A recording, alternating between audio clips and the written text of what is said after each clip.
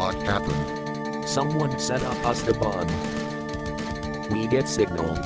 What? Main screen turn on. It's you. How are you, gentlemen? All your base are belong to us. You are on the way to destruction. What you say?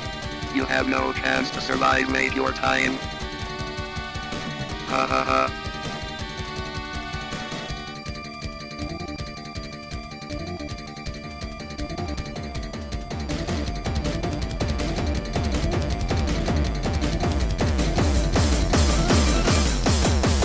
All your base, all your base, are belong to us. All your base, all your base, are belong to us. All your base, all your base, are belong to us. All your base, all your base, are belong to us. All your base, all your base, are belong to us. All your base,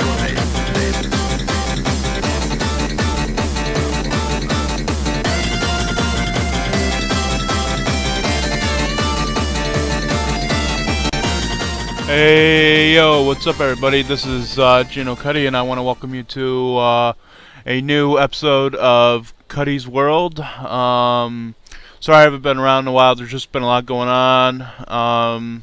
Don't even know if anybody's even subscribed to the channel. I think I have like one subscriber. But I just wanted to, come on, record something real quick for you guys. This isn't going to be too long. This is going to be like probably about maybe 20 minutes or 30 minutes, not that long at all. But I just wanted to talk about some cool actors from back in the day, man, that I really loved and respected, that nobody even talks about or knows about anymore. It's like, these are guys that, like, were on TV all the time in like the 70s and 80s and even into the 90s. These guys were on TV, and it's like, nobody talks about them. So I just figured, just shoot the shit, get over with, So, give these guys, some acclaim finally, because, they do deserve it, because, they were in like a lot of stuff for like years and years and years. So yeah, let's get into it. The first actor I'm going to talk about is this wonderful actor by the name of Thalmas Rasulala. Can I just say right off the bat, I love his name, by the way. His name is epic. I mean, as I understand it, his birth name was Jack Crowder. But it's like, I don't know where he got the name Thalmas Rasulala from, but wherever he got it, dude, I'm glad he took that name, because who else do you know who's named Thalmas Rasulala? You probably know like a million people named Jack Crowder, but you don't know nobody named Thalmas. And this guy, he was in like a shitload of blaxploitation movies back in the day, man, like a whole lot. I think his, biggest claim to fame was being in the movie Blackula from 1972. The probably one of the more famous examples of the blaxploitation movie genre. And I believe, who was the main guy in that? I think the main guy was a guy by the name of Gilbert Lewis. That name's sticking out to me for some reason, Gilbert Lewis. And he would actually later go on to play the King of Cartoons on Pee-wee's Playhouse. So it just tells you, how far gone their careers went. Those blaxploitation actors, just how far gone that they went. From being like a main star in like a movie like Blackula to being King of Cartoons and Pee-wee's Playhouse. God, I feel sorry for that dude. But anyway. He was also in the main role in the movie Cool Breeze from 1972, and I just saw the trailer for that, and it looks freaking awesome, dude. I mean, see, I like 70s films, but I don't like, the mainstream ones that everybody talks about, like Mean Streets, Taxi Driver, and all that. I'm not into all that. What I'm into is like the gritty, like low-budget movies from back in the day, like Cool Breeze, like Blackula. Like basically exploitation cinema of the 70s is what I love watching. Like whether be it a horror movie or some sort of grindhouse thing or like a sci-fi film or what have you. Women in Prison maybe. But it's like he was, and what I recognize him from most of all is because I'm also a big sitcom geek. I love sitcoms. I love like those old '70s sitcoms. Like especially like the ones from Norman Lear. And one of my favorites was What's Happening. Now, if you've never seen What's Happening, it's a great show. It's about like three friends, Raj, Rerun, and Dwayne, and they basically have it's basically almost sort of like a ripoff of Cooley High, but it was really really well done. So you have like Raj, Rerun, and Dwayne. They cause antics at school, and they hang out at a burger joint called Rob's Place that has this really funny waitress named Shirley. I'm not gonna go into too much about What's Happening because it's like if you're here listening to this episode and you're interested in this topic, you probably already know what What's Happening is, so I don't really have to explain that to you that much. It was a great show back in the 70s, and I think it went into the 80s. I'm not exactly sure. If it did, it was very early 80s that it went off the air. I'd say I'm guessing it went off the air in probably 85 or at least 1980, because at that point that's when they started What's Happening Now, which from memory wasn't really that good. But anyway, getting back to Thelma's Rasulella, I mean, look at all the roles that he played. I mean, yeah, again, mostly a blaxploitation actor. It's a shame he never really broke into the mainstream. But he did appear in the infamous miniseries of Roots, which was really, really good. His last movie was in the film Mom and Dad Save the World. And I haven't seen that film, but just like by looking at the poster, it looks like one of those really, really low budget, bubblegum pop, style like kid movies from back in the 90s. It's like where they gather together all these retired has-been actors and put them in movies, and I don't want to see that because this guy, it's a shame he never broke into the mainstream because he was really, really good. He had a great look to him too, with his hair and his mustache and everything. He just had a wonderful, great look to him. I can't describe it. You're gonna be seeing probably a picture of him. So yeah, Thelma's Rasulala was wonderful. I loved him as Raj and Dee's dad in What's Happening, and he was also in some episodes of All in the Family, The Jeffersons, Good Times. He was in some episodes of The Twilight Zone, Star Trek, The Next Generation. He also played Lieutenant Jack Neal on One Life to Live, if you guys remember that. But again, what I will always recognize him from is being Bill Thomas, Raj and Dee's dad from What's Happening. So a great role he played. Basically as this he's kind of like a deadbeat dad, walked out on Raj and Dee and seeing other women, and then he comes back in their lives and he's trying to have a relationship with them, and it's awkward, because he's bringing his girlfriends around, and just really, really awkward. Some of that stuff is kind of cringeworthy, but Thelma's Rasulala really brings it home, and that character, I gotta tell you, that character could have been presented as a horrible, one-dimensional, deadbeat character, but Thelma's brought a lovableness to him that that I don't think anybody else could have really provided. I mean, I know he's off doing Good Times, but imagine if John Amos had that role. Just how different that would have been if John Amos had that role. My God, would that have been different. But yeah, Thelma's Rasulala, wonderful actor. I wish he was still alive. He died in 1991 after completing Mom and Dad Save the World. Again, an actor who really should have gotten, a bigger claim to fame than being in blaxploitation. I mean, it's sad to say, a lot of those African American actors in the 70s. I mean, I guess this shows, just how far our country has progressed since then. But if there was if Thomas Razalala, had been around like now, he would have been put in he would have been a lead actor. He would have been, he basically trying to see if I could find any sort of comparison to any modern day actors. If I had to, he was like a cross between Will Smith and Denzel Washington.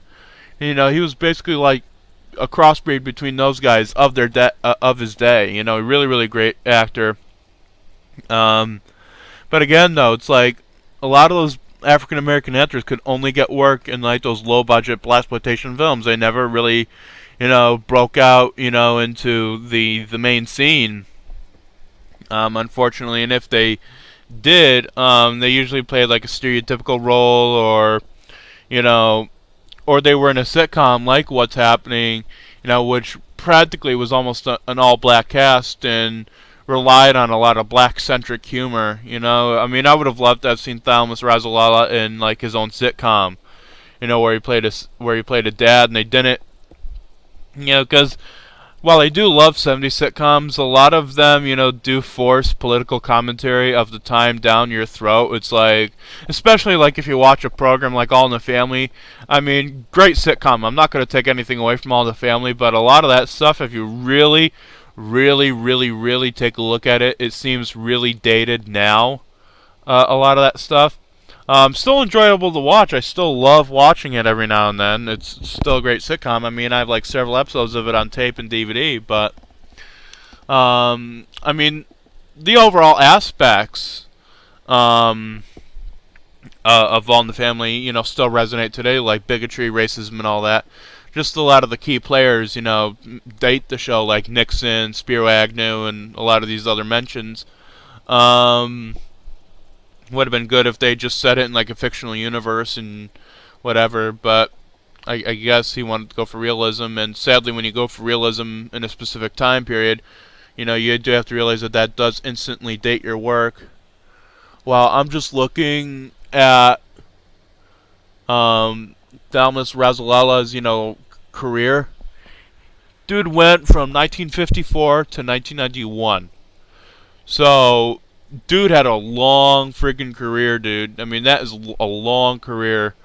I gotta give it up to him for that. So yeah, Thomas Razalala, great actor. Wish he, achieved greater fame. But unfortunately, because of the time period, he was relegated to just being in gritty, low-budget blaxploitation flicks. Another actor who I believe, was in a lot of blaxploitation films, was a great comedic actor by the name of Whitman Mayo. I love Whitman Mayo. He was a brilliant actor, and he was from what I hear, he was such a friendly man. Yeah, he just started out in the theater. I don't think, he, melded into all that blaxploitation stuff like a lot of the other actors at the time. I think it was one of the rare exceptions where, he didn't come from a blaxploitation background. He came directly from the theater, and Norman Lear saw him, and thank God for Norman Lear discovering him, because, Whitman Mayo was such a gifted man. I mean, when you watch him in Sanford and Son, bro, that is a fellow who is he makes you laugh, and it's I want to hang out with Grady. I seriously want to freaking hang out with Grady. And the funny thing, or not really the funny thing, but the most ironic thing about him was the fact that Whitman Mayo, who played Grady on Sanford and Son, he wound up passing away at Grady Memorial Hospital. So I don't know, I just always found that ironic. Always found that ironic that the name of his most famous character wound up being the name of the hospital where he died. I don't know, I just found that ironic. I know it's kind of morbid and disturbing, but I just found that ironic. Yeah, and a lot of these guys just died of heart attacks. I don't know. I mean, I don't want to, say, talk smack about them, but it's what did these guys, it's like these guys, their diets and shit, man. Either their diets or their livelihoods. I'm telling you, I don't know, man. But a lot of them just wound up dying of heart attacks, like Red Fox, Thalmus Razalala, who I spoke about before, Whitman Mayo. Don Bexley, him too. He was a great actor too. I loved him as Bubba, and he, like Red Fox, was a very popular, if very risque and raunchy stand-up comedian way back in the day.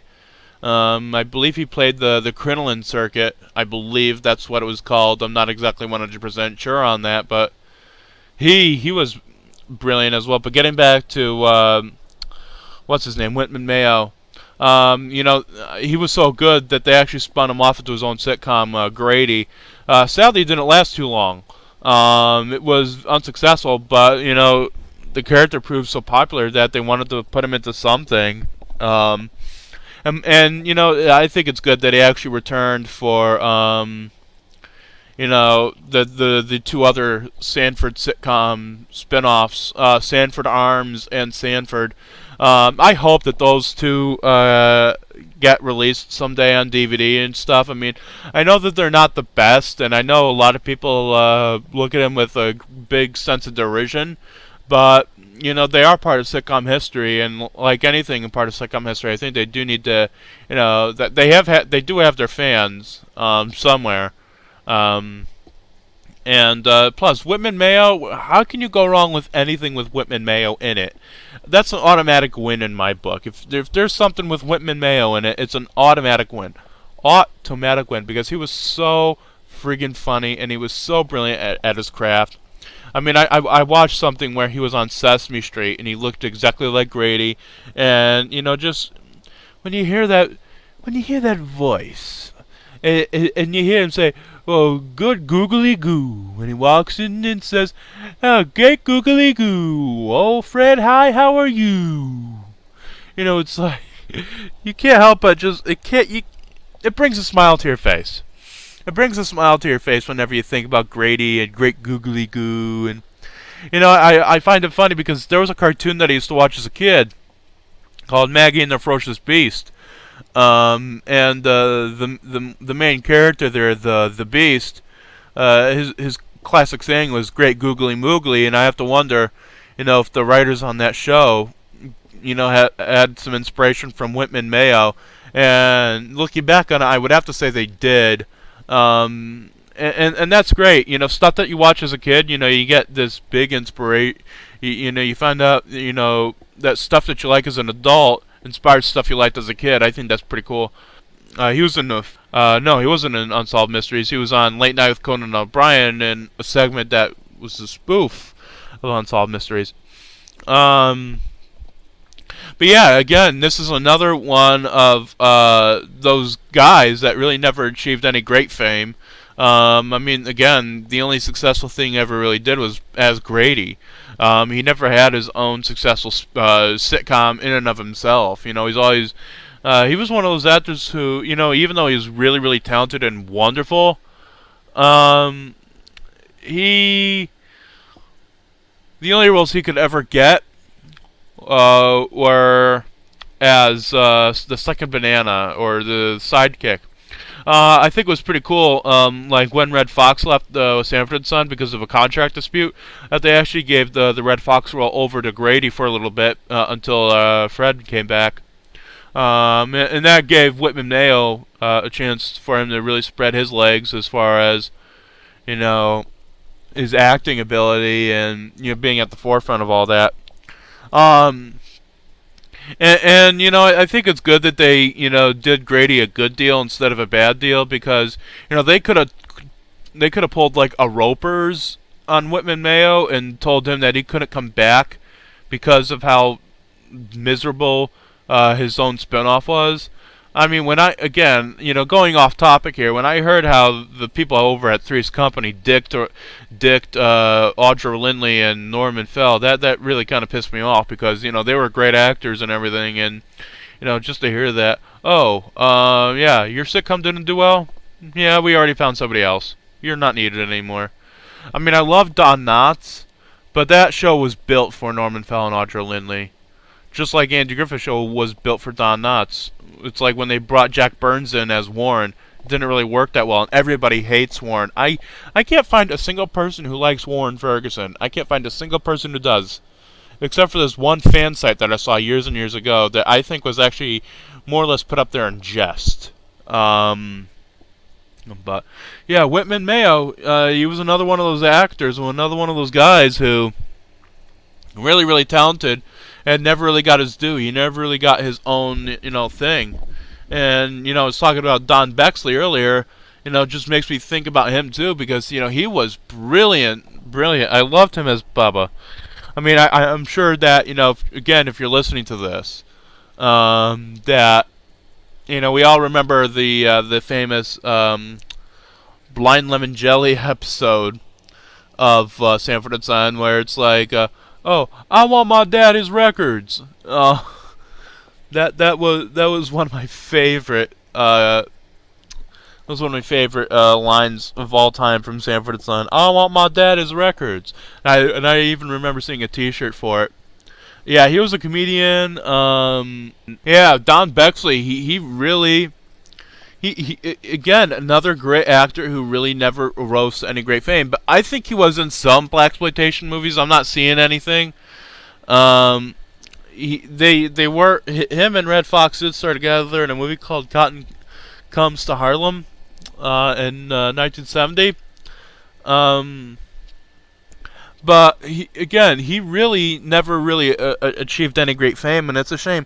I think it's sad that a lot of these guys never really achieved any sort of fame, like afterwards. That they were just pigeonholed to just like this one thing, and that's why say what you will, but that's why I think it's great that Bill Cosby, got out of that shit, being because he could have been pigeonholed for, like those guys were, he could have been pigeonholed to like just playing one character for the rest of his life, and that's great that he broke out from all that. Whereas these guys, they just played one character throughout their whole careers, and never really got to expand their horizons, so to speak. Like I said, and Don Bexley, he passed away in 1997. He was like 87 when he passed away. So yeah, it's been like it's been 20 years that he's been gone this year. Just past the 20th anniversary of his death. Really, really sad. A lot of these guys, again, I have to say it, I don't know, but, of course, Bexley died of heart and kidney failure. Of course, a lot of these guys did. A lot of, these guys, probably didn't live very healthy lives. They probably drank a lot, probably smoked a lot, probably ate a lot. And I'm not trying to be like stereotypical stuff here. No, I'm saying it's like a lot of these guys probably didn't have good diets back in the day. That's why they're pushing successful diets now for people. But yeah, I just wanted to make this nice, short, and sweet. I'm sorry if this wasn't, up to snuff with a lot of my other stuff. It's just, I've been so busy lately trying to get stuff together, going on vacation soon. Also, planning my public access show, so that's why I've sort of, just been holding back on a lot of the podcasts and stuff, but I just wanted to record this quick little thing, just talk to you guys and tell you about some people that I loved back in the day that, never really got the attention they deserved, but whatever. Alright guys, I'll be talking to you later. Alright? Peace.